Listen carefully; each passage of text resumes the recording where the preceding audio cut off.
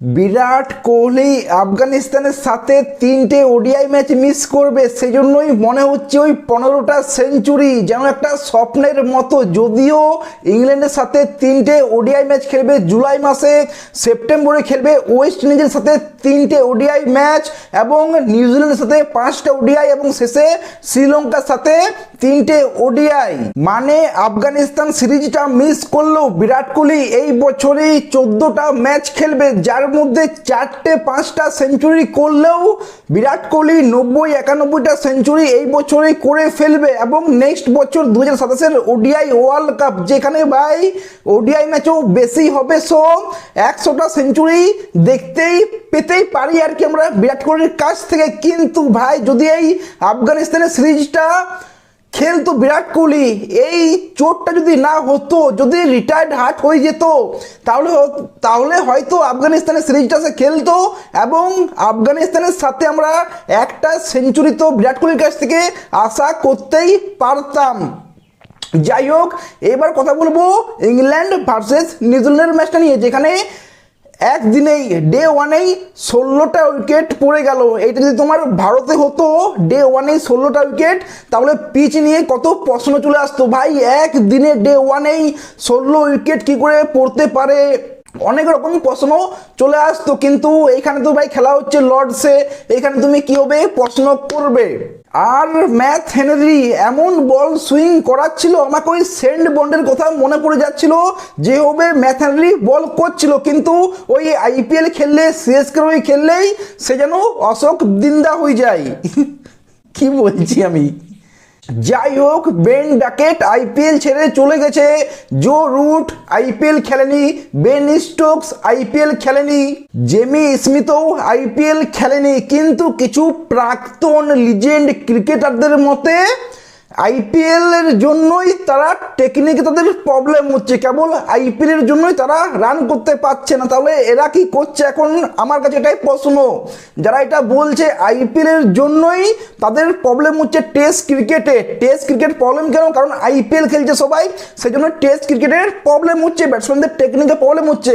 তাহলে এরা কি করছে, জরুর তো খেলেনি, বেন স্টোকস তো খেলেনি, জেমি স্মিথ তো খেলেনি, বেন ডাকেট তো আইপিএল ছেড়ে চলে যাচ্ছে, তাহলে এরা কি করছে, প্রশ্নটা আমি এখান থেকে আবার রিটার্ন করে দিচ্ছি।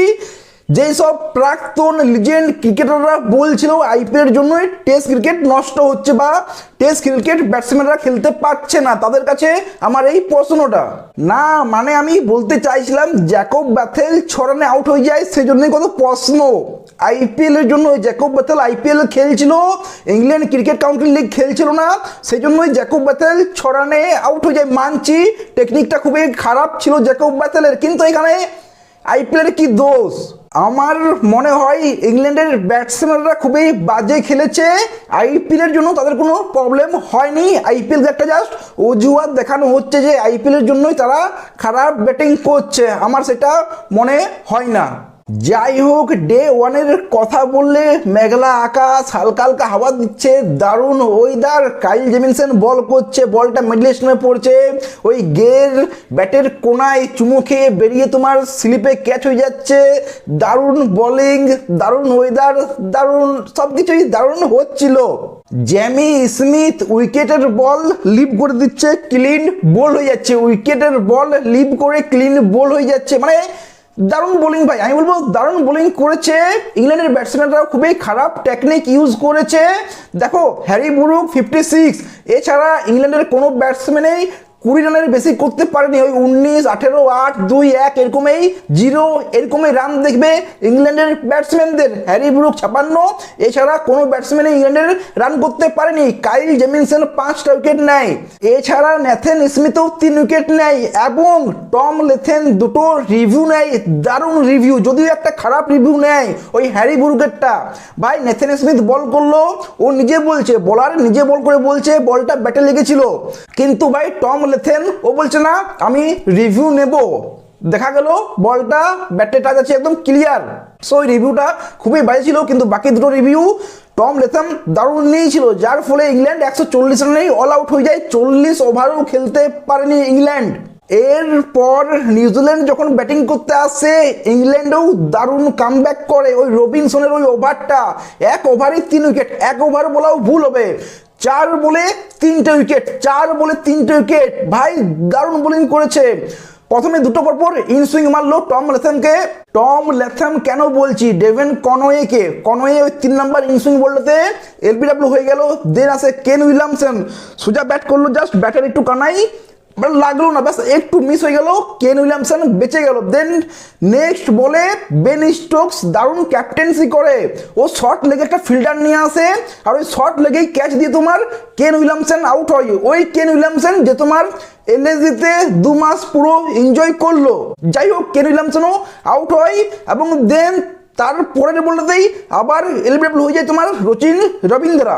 নিউজিল্যান্ড 61 রানে 6 উইকেট, গেলেন ফিলিপস 31 রানে ব্যাট করছে এবং নেথন স্মিথ 6 রানে ব্যাটিং করছে। এখনো 79 রান পিছিয়ে আছে তোমার নিউজিল্যান্ড, কিন্তু ডে 1-এ 16 উইকেট, যেটা কোয়েশ্চেন তো আছে, প্রশ্ন তো আমি তুলবই ভাই, আমি প্রশ্ন তুলবই, যে তুলবে না তুলবে ওটা ওদের ব্যাপার, আমি এখানে প্রশ্ন তুলবই। যখন ডে 1-এ 16 উইকেট পড়ছে, পিচটা কেমন, এরকমই কোয়েশ্চেন করতো না মাইকেল ভনেরা, এরকমই তো কোয়েশ্চেন করতো এলিস্টার কুক, পিচটা কেমন ডে 1-এই এত উইকেট পড়ছে কি হবে। ইন্ডিয়াতে খেলতে এলে এই প্রশ্নটাই করতো, কিন্তু এখন প্রশ্নটা কি হয়েছে ওদের, এরা আইপিএল খেলে খেলে নিজের টেকনিকটা খারাপ করছে ভাই, আইপিএল খেলে খেলে নিজের টেকনিক খারাপ, মানে 3 মাস আইপিএল খেলছে, পুরো বছরে 2 মাস 3 মাস আইপিএল খেলছে, চান্সও পাচ্ছে না।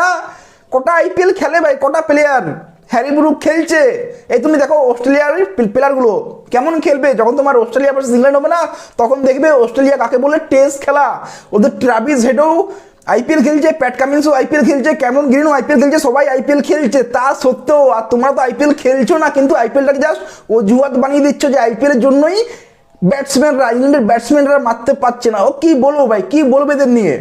যাই হোক, ডে 1-এ দুটো টিমে যেটা ভালো করেছে সেটা হচ্ছে বোলিংটা ভাই, উইকেট টু উইকেট বোলিং করেছে দুটো টিমেই, ব্যাটসম্যানকে খেলিয়েছে, যার জন্য ভাই এত মেঘলা আকাশ, সুইং হচ্ছে আর তুমি উইকেট টু উইকেট বল রাখছো। আর ব্যাটসম্যানদের ভাই খুবই বাজে টেকনিক, সিরিয়াসলি খুবই বাজে টেকনিক, মানে ব্যাট কোথায়, বল কোথায়, কোনটা ইনসুইং হবে, কোনটা আউট সুইং হবে, কোনটা সেজো, কিছুই বুঝতেই পারছে না, না তোমার নিউজিল্যান্ডের ব্যাটসম্যানরা না তোমার ইংল্যান্ডের ব্যাটসম্যানরা, কেউ বুঝতেই পারছে না যে ভাই বলটা ইনসুইং হবে না আউট সুইং হবে। খুবই বাজে টেকনিক দেখিয়েছে, আমি এটাই বলবো দুটো টিমের এইখানে।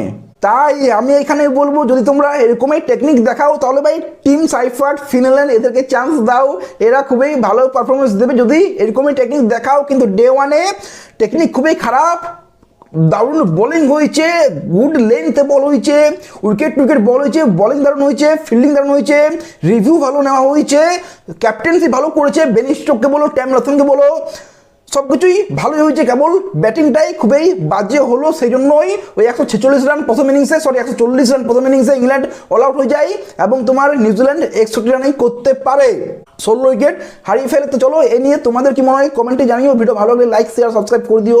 দেখা হচ্ছে পরের ভিডিওতে, টেক কেয়ার, সি ইউ।